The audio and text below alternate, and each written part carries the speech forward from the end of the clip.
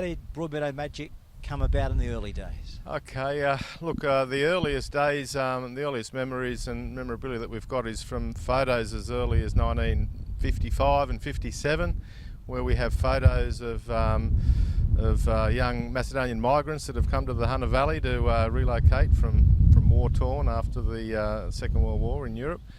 Now these boys have come out and they're playing football socially, and that's culminated into a situation where in 1966 we formalised the club, or I should say they did, and that means that formally our roots are celebrating 50 years.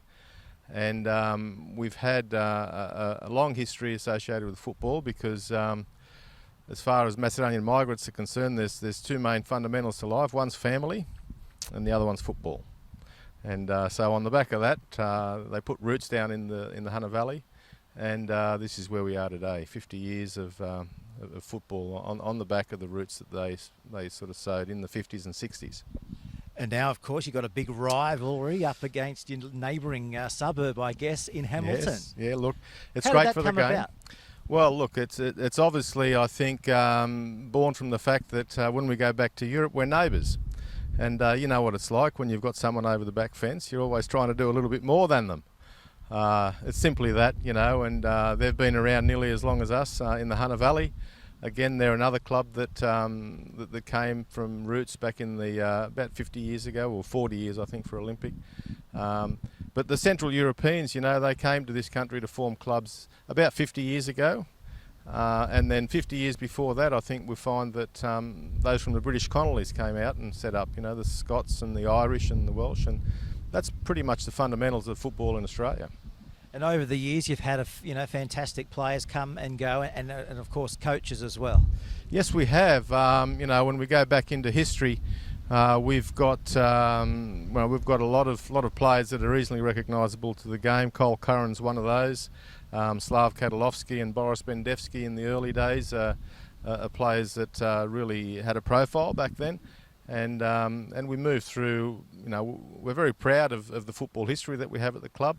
In more recent times, we can celebrate the fact that we've got players here at the ilk of Johnny Bennis and Peter Haynes and Josh Piddington, you know, more currently.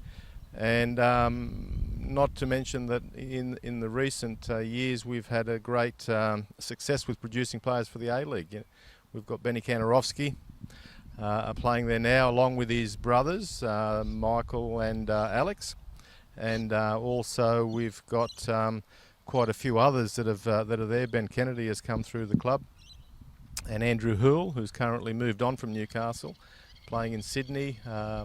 He's also figuring now in the Australian representative squad. So Andrew's a product of the Broadmeadow Magic Youth Development. And off the field, you know, you've got a tremendous facility here. I guess that was a lot of hard work to get it how it is today.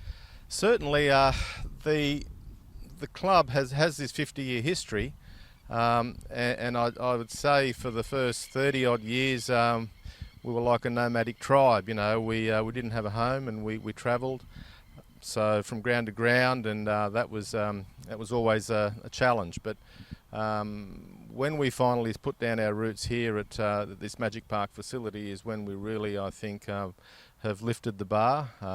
We certainly are delighted by the achievements of all the volunteers and sponsors that have developed this facility, and it really is on the back of all those volunteers and sponsors, people that hold the club very dear, that we've been able to do this.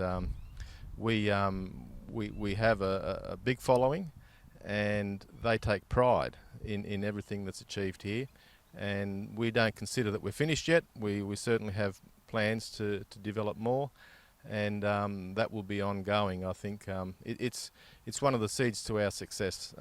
It's been a period in the club's history where once we started on this development, we really took things to another level. Back on the playing field, as we just touched on then, you're playing against your local rivals on Sunday.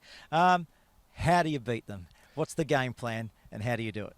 Yeah, look, the game plan: score more goals. You know, we've got one of the most celebrated coaches, Robert Virgili, along with Bobby Newmoff at the moment, and And at the moment, all the rage is how you play football and all of the criteria and the Dutch system versus other things that are being taught through the Academy of Football. Well, he's always lectured me on this, and he has one philosophy. It's the bin system, B-I-N, and that bin system means ball in net, and that's how we're going to beat Olympic. It's as simple as that. It really is. Beat the goalkeeper. All you got to do is score more goals, and I think we've got in our history one of the most memorable games against Olympic. It was only a couple of seasons ago, and it was a 5-6 result where we scored the 6-goal winner in the last minutes of the game. Peter Haynes scored that goal, and I think it was a YouTube sensation. It was certainly a highlight of the local rivalry that we have with Hamilton, and testament to that, there were 5,000 or 10,000 views on YouTube for that goal, and it was sensational. And those things are what football are all about. And you must be very satisfied with how football has developed over the years here in Australia, and particularly Newcastle. I understand a lot of juniors now are really taking to the sport, which must be fantastic to see. It is. Look, the game is developing in the Hunter Valley. We've certainly seen that accelerate under the stewardship of David Eland. He's certainly seeking to increase the level of participation and accreditation. He's always raising the bar, which is a sword that cuts two ways, because we're volunteer clubs, and sometimes meeting some of the expectations and criteria is difficult for volunteers. But you'd have to say that certainly the level's growing. At our particular level now in the Premier League, we play with 7 grades, and that's been introduced now. This is the 3rd season where we've had those 7 grades, so we run teams from 13s through to 1st grade.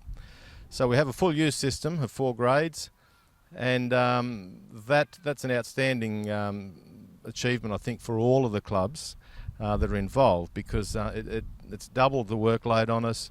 And it means that we're all relying on volunteers to get through that workload. And I think that the recurring thing for me is that we are at a volunteer level. I only would hope that we're not pushed beyond the volunteer level. That's where I might see some dramas, I think, in the future myself, that if we are pushed beyond the volunteer level, then it's a totally different situation. They certainly are at that sort of level in Sydney and Melbourne. But I don't know that in Newcastle whether we've got the capacity to be semi-professional. But that will come out in time, and more population. But the growth of the game at junior level and the development of the game is really accelerated in the last 5 years. Mate, we really appreciate your time and taking us on a walk down memory lane, and all the best for this weekend and all the best for the future. Thank you very much, Peter. Thank you.